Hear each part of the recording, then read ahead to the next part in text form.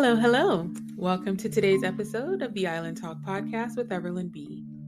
I'm your host, Everlyn B, and I come in peace. In my quest to shed light on some little known facts, I come to you today to share some things about a product many of us use daily. In today's episode, we will explore sugar production and the usage of bone char in its production and its potential impact on human health and ethical concerns. Sugar is a widely consumed ingredient that is found in a variety of food products. However, many people are unaware of the process involved in producing sugar and the use of bone char in its refinement. Bone char is a substance made from the bones of animals, primarily cattle, and is used as a decolorizing agent in the sugar industry. It is primarily used in the refining process of sugar to remove impurities and achieve a white crystalline appearance. The bones are heated to high temperatures and then crushed into a fine powder, which is later mixed with sugar syrup. This mixture is then filtered through a series of activated carbon filters where the bone char absorbs the impurities and colorants present in the syrup. The result is a refined sugar that is visually appealing and free from unwanted substances. While bone char is an effective decolorizing agent, concerns have been raised regarding its potential impact on human health.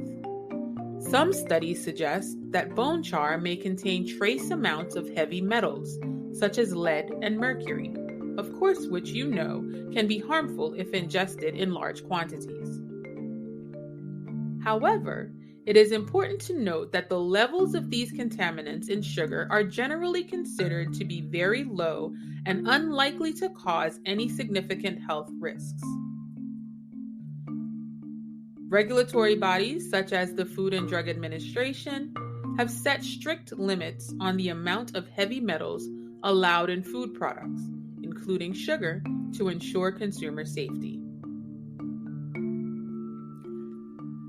In addition to health concerns, the use of bone char in sugar production raises ethical questions.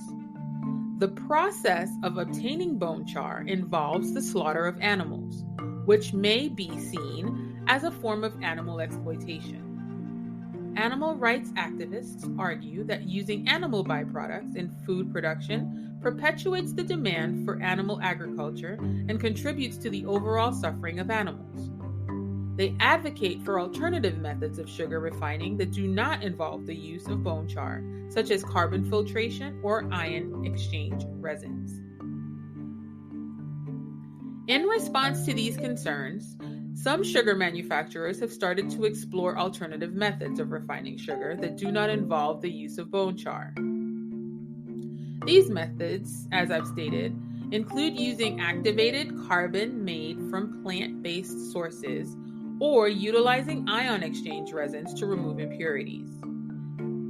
They are considered more environmentally friendly and align with the growing demand for sustainable and ethical food production practices.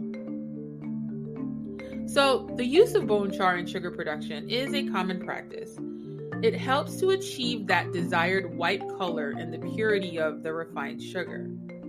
Now, while there are potential health risks associated with bone char, the FDA states and maintains that the levels of contaminants in sugar are generally considered to be low and within regulatory limits. I, for one,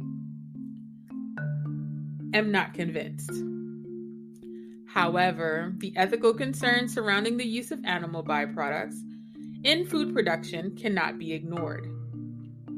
As consumer awareness and demand for ethical and sustainable food choices increase, it is important for the sugar industry to explore alternative methods of refining sugar that align with these values. For those individuals who follow a vegan lifestyle or prefer to avoid products, you can imagine how this can become an issue.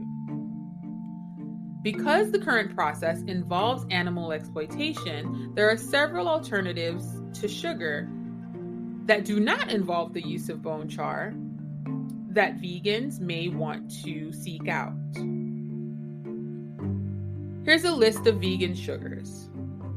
Organic sugar, which is produced without the use of bone char. It's made from sugarcane or sugar beets and is minimally processed, retaining more of its natural nutrients.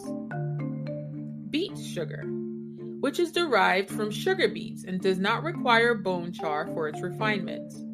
It is a common alternative to cane sugar and has a similar taste and texture. Coconut sugar, which is made from the sap of coconut palm trees. It's a natural sweetener that is unrefined and does not involve bone char in its production. Date sugar, which is made from dried ground dates. It's a natural sweetener that retains the nutrients and fiber of the fruit. However, it does not dissolve easily and is best used in baking or as a topping. Maple syrup. Now, maple syrup is a sweetener that's derived from the sap of maple trees. It is a popular alternative to sugar and does not involve bone char in its production. However, it is important to ensure that the maple syrup is 100% pure and not mixed with other sweeteners. Agave nectar is a sweetener that's derived from the agave plant. It's a liquid sweetener that is often used as a substitute for sugar. And of course, it is important to choose organic and unprocessed varieties to ensure it is vegan friendly. Now, molasses is a byproduct of the sugar refining process. So while some molasses may be produced using bone char, there are vegan-friendly options that are available that do not involve its use.